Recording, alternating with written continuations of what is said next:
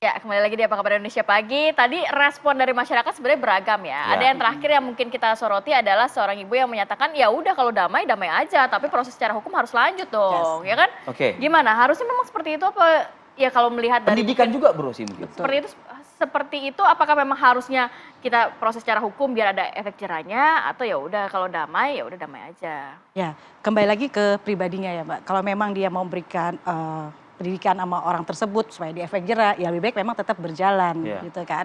Walaupun damai. Atau pendidikan juga buat masyarakat lainnya. Betul, kan? Iya. Damai sih damai, tapi tetap bagian hukum itu tetap harus dilanjutkan. Gitu.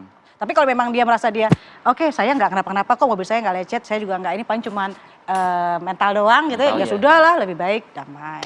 Tapi kan ada kerusakan yang dialami. Yes, ya, berarti ada sesuatu yang harus ditanggung kan ya, gitu kan. Nah terlihat siapa yang salah, siapa yang benar kan itu keputusan hakim, gitu kan. Tapi kalau memang tetap mau dijalankan, ya lebih baik ya silahkan. Tapi di Indonesia sendiri mungkin harus lebih ketat nggak sih Mbak, dalam arti untuk memberikan lisensinya, kemudian juga penegakan hukumnya. Betul. Ya, alangkah lebih baiknya kalau misalnya sebelum dia mengikuti pelatihan, mendapatkan SIM, dia harus ada tes psikolog dulu ya. Apakah nih orang jiwanya ini temperamennya tinggi atau tidak? Mungkin itu juga bisa membantu sih ke depannya ya.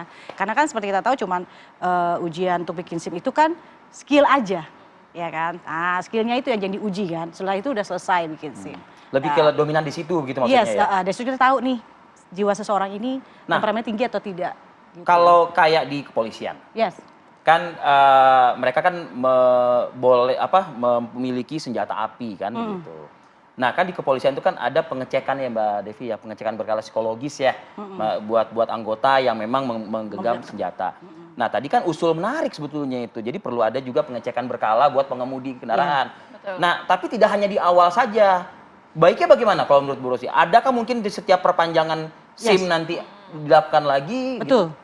Ya, seperti kita lihat nih kalau negara-negara tetangga lah ya. Nah, negara tetangga bagaimana? Yes, kalau negara tetangga itu kita lihat waktu saya studi banding ke Singapura gitu ya, sama Malaysia, itu mereka itu ada level-levelnya untuk bisa mendapatkan SIM. Oh iya? Gitu, iya. Misalnya dia baru dapat SIM nih, lulus nih pengujiannya ya kan. Dia ketat juga nih harus ikut pelatihan dulu. Setelah itu uji, ikut SIM, terus dia ada kode. Misalnya kalau dia baru, dia L. Iya, itu bisa menandakan gitu kan. Dalam 1 tahun itu dia buat kesalahan apa tidak. Itu ya? Yes, itu menentukan dia ini layak untuk dapat SIM yang tetap atau tidak. Gitu. Nah, kalaupun dia udah dapat SIM, terus dia akan dilihat nih selama berapa tahun ke depan dia buat kesalahan-kesalahan atau tidak. Jadi ada poin-poinnya, gitu loh. Kalau misalnya, kalau misalnya dia, ternyata dalam berapa tahun ke depan, dia setahun dia udah buat kesalahan banyak nih, itu bisa dicabut. Dan dia untuk untuk mengajukan lagi bikin SIM, itu dia harus pelatihan lagi. Dari nol lagi. Dari nol lagi. Ketat ya? Yes, nah semoga mungkin bisa lebih baik kalau diterapkan di Indonesia ya. Karena kan kompetensi mengemudi itu kan nggak sama ya. Misalnya sekarang dia bikin SIM, ntar pas 5 tahun ke depan dia mau bikin SIM lagi, mungkin dia usianya sudah tidak mumpuni. Kalau gitu orang Indonesia yang di luar negeri ada stempelnya nggak? Mereka pakai ada kode-kodenya di SIM-nya pun juga ada kodenya. Ada gitu? Yes. Jangan dekat-dekat saya arogan gitu. Enggak kan di mobil kan ada kodenya ya, masih kita tahu nih, dia pemudi pemula gitu ya. Jadi pengendara lain juga harus hati-hati melihat dari plat mobil tersebut ya. Ada stiker di ini, kode L atau kode P gitu. Nah itu kita tahu nih, dia pemudi pemula. Jadi yang pengemudi di belakangnya bisa jaga jarak lebih aman gitu kan. Kalau di Indonesia mungkin stikernya stiker keluarga ya kan, ada ayah, ibu, ya kan anak pertama. Kalau nggak baby atau mobil belum lunas gitu cicilannya. Mbak Devi, kita pernah mengenal jargon ya di awal kepemimpinannya Pak Jokowi, revolusi mental kan gitu ya. Untuk konteks ini, mungkin dari aspek sosial gitu, ini perlu ada pembenahan mental masyarakat gitu loh Mbak. Ya kan mantranya selalu perubahan kultur atau budaya itu dimulai dengan perubahan struktur. Artinya tadi yang disampaikan oleh beliau bahwa misalnya aturan mainnya semakin diperkuat, diperketat. Regulasi melalui regulasi. Nah, bicara tadi, ini kenapa harus diinin hukum? Nah, riset dunia menunjukkan memang kalau urusan agresivitas di jalan itu rata-rata hukumnya ambigu.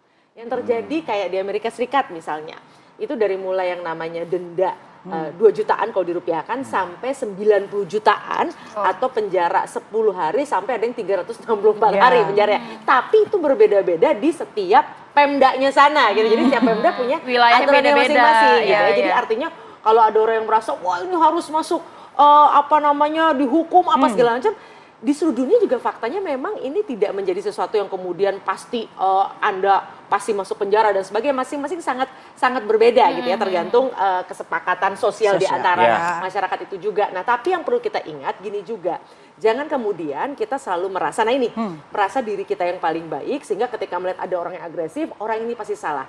Hati-hati juga, orang yang agresif itu dalam survei dunia juga ditunjukkan karena ada pemicunya. Pengendara-pengendara yang juga tidak mematuhi aturan. Misalnya, Anda sudah harus misalnya berkendara minimal 60 km per jam. Minimal nih, kan ada maksimal misalnya 80. Tapi Anda berkendara 40 km per jam di tempat orang harusnya itu jalur cepat. Bagaimana tidak kemudian itu memicu emosi, karena sekian detik dengan sekian panjang itu akhirnya menimbulkan kemacetan. Gara-gara ada satu mobil atau kendaraan yang dia lambat. Pribadi Mbak Devi ini kayaknya nih. Ini confirm, ini ilmiah. Jadi artinya baik korban maupun pelaku juga kadang-kadang. Jadi artinya kita juga perlu sadar, jangan selalu berpikir kita ini selalu dizolimi. Jangan-jangan perilaku kita yang memancing orang lain, kemudian juga emosi. Jadi artinya pengetahuan yang kita peroleh saat SIM, jangan begitu setelah dapat dilupakan. Karena saya percaya semua yang dapat SIM itu pasti juga belajar betul tentang bagaimana aturannya, tapi begitu dapat lupa gitu ya, karena pengen cepat sampai tempat dan sebagainya. Ini yang kemudian harusnya menjadi kesadaran bersama siapapun pengguna jalan. Ayo dibenahi lagi mental kita lah gitu ya. Mulai dari diri masing-masing ya. Oke, dua sisi mata uang ya. Kita bisa sebagai pelaku, ya kan, seketika meledak, tapi kita juga bisa menjadi korban. Oke, Bu Rosi, terima kasih. Waktunya di akhir pekan ini. Mbak Devi, banyak. Sama-sama. Hati-hati di jalan nanti ya. Hati-hati, Mbak. Kalau terjadi sesuatu, jangan ingat kami berdua lah. Siap.